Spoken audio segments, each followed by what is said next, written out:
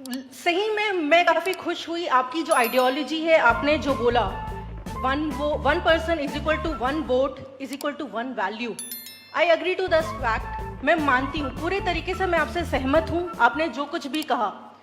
इसमें मैं एक चीज बोलूंगी, मुझे ये नहीं पता यहाँ बैठे हुए कितने लोगों को सिद्धार्थ के बारे में पता है, लेकिन हर किसी को गौतम बुद्ध के बारे में जरूर पता होगा।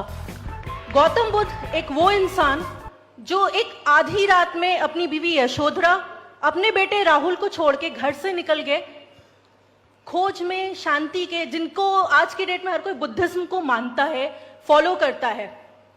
उसी तरीके से मैं ये नहीं बोलूंगी कि मैं किसी पर्टिकुलर पॉलिटिकल पार्टी को सपोर्ट करती हूं या ऐसा कुछ है। I am neutral in terms of that.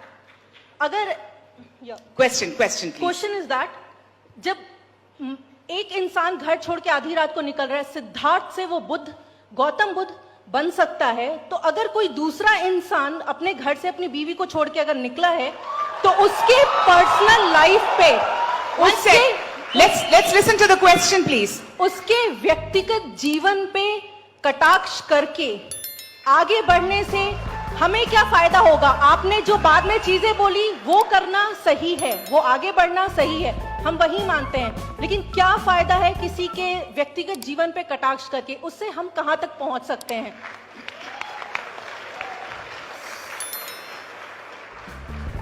सबसे पहली बात तो बहुत बहुत शुक्रिया आपका। आपने कहा कि आप वहीं से हैं जहां से मैं हूं। मुसाफिर हूं यारों, ना घर है ना ठिकाना। हिंदुस्तान है, कहीं के भी हो सकते हैं हम लोग, उसमें कोई दिक्कत नहीं है। ये जो बात आपने कही है कि one person one vote one value, ये मेरी बात नहीं है, ये बाबा साहब भीमराव अंबेडकर ने कहा है। और जो मूल प्रश्न है आपका कि किसी भी इंसान के व्यक्तिगत जीवन पे कटाक्ष क्यों करते हैं, बिल्कुल नहीं करना चाहिए जब तक वो जीवन व्यक्तिगत है। और वो जीवन व्यक्तिगत कैसे नहीं है, ये मैं आपको बता देता हूं। मेरी मां है, आपकी भी मां होगी, हम सबकी मां है, ये कोई नई बात नहीं है। और हर किसी का अपना एक स्ट्रगल होता है। ऐसा नहीं है कि हम कोई बड़ा तीर मार दिए हैं और आप कुछ नहीं अपने जीवन में किए हैं। हर इंसान अपने जीवन में एक स्ट्रगल करता है, लेकिन जब उसका मार्केटिंग किया जाता है, इसको आप समझिए कि मार्केटिंग क्या होता है। मार्केटिंग ये होता है कि आप कितने भी नालायक क्यों ना हो, नोटबंदी के बाद अगर आपकी मां 90 बरस की होगी तो आप उसको एटीएम के बाहर नहीं खड़ा करेंगे, ये मेरा भरोसा है। लेकिन अगर 90 साल की मां को कोई अगर एटीएम के बाहर खड़ा कर दे तो ये व्यक्तिगत बात नहीं है, ये मार्केटिंग है, ये सार्वजनिक बात है। और ये सार्वजनिक बात जब है तब उसका क्रिटिसिज्म भी किया जाएगा। उस मां को मैं नमस्कार करता हूं, मैं अपना आदर प्रस्तुत करता हूं उनको, उस मां के प्रति मैं कोई कमेंट नहीं करना चाहता हूं। लेकिन जो नालायक बेटा है, उस नालायकी को छुपाने के लिए जब वो अपने मां का इस्तेमाल करता है, तब हमको उस पर सवाल करना चाहिए, हमको सवाल पूछना चाहिए। और मैं ईमानदारी से कहता हूं, मुझे तो डर लग रहा था। मैंने एक फोटो मोदी जी का भी बोल सकते हैं, झूठ बोलो, जितनी बार बोल सकते हैं झूठ बोलो, किसी भी विषय पर बोलो तो सिर्फ और सिर्फ झूठ बोलो, एक ही काम, झूठ बोलो झूठ बोलो झूठ बोलो, बार बार बोलो। मामला बहुत गर्म है, एक दिन बॉर्डर घूम के आ जाओ ना हमारे साथ। इसको आप समझिए, मुझे इस बात से दिक्कत है। बहुत सारे लोगों ने अपनी पत्नियां छोड़ दी, इसमें कोई दिक्कत नहीं है। लेकिन जब आप गला फाड़ फाड़ के कहते हैं कि हम मुस्लिम महिलाओं को न्याय दिलाना चाहते हैं, इसलिए हम तलाक पे कानून लेकर के आए हैं, स्वागत है आपका। आप यदि मुस्लिम महिलाओं को न्याय दिलाना चाहते हैं, आप कानून लेकर के आए हैं, स्वागत है आपका। लेकिन उन महिलाओं का क्या जो बिना तलाक दिए ही जिनको छोड़ करके भाग गए हैं लोग, उनका क्या? और ये सवाल मैं क्यों उठा रहा हूं, आप मुझे बताइए कि वो इतने साल से राजनीतिक जीवन में हैं, ये पत्नी का सवाल कब उठ करके सामने आया है? जब चुनाव आयोग ने कहा कि यदि आप शादीशुदा हैं तो उस कॉलम को आप छोड़ नहीं सकते हैं, उस कॉलम को आपको भरना पड़ेगा। और ये क्या होती है? ये एंटी विमेन मानसिकता जो है, मैं उसके खिलाफ हूं और उससे जोड़ करके मैं देखता हूं। और उसको आप समझिए मैं कैसे देखता हूं। व्हाट्सएप पे आपके ऊपर मैसेज आएगा पत्नियों के खिलाफ, तमाम तरीके का मैसेज जो है वो आएगा, उसमें औरतों के खिलाफ और पत्नियों के खिलाफ आपको मैसेज मिलेंगे।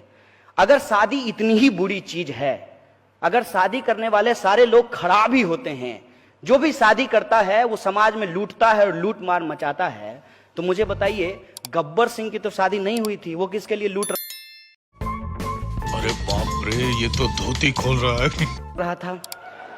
असल मुद्दा यह है कि जो शादीशुदा जिंदगी जीने वाले लोग हैं, अपने जो जीवन के जद्दोजहद में वो लगे रहते हैं, उस बात को डिमीन करने के लिए, उस बात को नीचा दिखाने के लिए और इस बात को बढ़ा चढ़ा करके स्थापित करने के लिए कि यदि हम शादीशुदा नहीं किए हैं तो हम बाय डिफॉल्ट ईमानदार हैं, क्योंकि हम किसके लिए चुराएंगे। और ये कोई मोदी जी की बात नहीं है। मैं आपको याद दिलाना चाहता हूं, जब अटल बिहारी वाजपेयी प्रधानमंत्री बने थे तब भी यही कहा गया था कि अटल जी किसके लिए चुराएंगे, क्योंकि उनको तो कोई है ही नहीं, वो शादी ही नहीं किए हैं। फिर मोदी जी के लिए यही बोला गया कि वो शादी ही नहीं किए हैं, वो किसके लिए चुराएंगे। और अब योगी जी के लिए बोला जा रहा है कि वो शादी ही नहीं किए हैं तो किसके लिए चुराएंगे। मतलब इस देश में जो लोग शादी कर लिया है वो सिर्फ और सिर्फ चोरी करता है। चंबल के जितने भी डाकू हैं वो शादीशुदा नहीं हैं, वो क्यों लूट रहे हैं ये मुझे समझा दीजिए। ये जो औरत के खिलाफ मानसिकता है, औरतों के खिलाफ जो मानसिकता है, हम उस मानसिकता के खिलाफ हैं। क्यों हम स्वीकार नहीं करेंगे, हमको बताइए। अगर हमने शादी की है तो कोई अपराध किया है क्या, कोई पाप किया है कि हम स्वीकार नहीं करेंगे कि हमने शादी की है। हम इसलिए छुपाते हैं ताकि वो जो हमारा मार्केटिंग है उस मार्केटिंग का पॉइंट कम हो जाएगा। और ये जो मार्केटिंग के पॉइंट हैं, इस पॉइंट पे हमको किसी इंसान को नहीं जज करना है। हमको उस व्यक्ति के प्रधानमंत्री के बतौर क्या काम है इस पे हमको जज करना है। लेकिन बतौर प्रधानमंत्री जो वो काम नहीं किए हैं, इसी बात को डाइवर्ट करने के लिए वो माता और पत्नी के पास पहुंच जाते हैं। कौन ऐसा बेटा होता है मुझे बताइए तो, माँ का पैर छूते हुए फोटो खिंचवाता है, कैमरा लेकर के माँ से मिलने के लिए जाता है। कौन ऐसा बेटा होता है।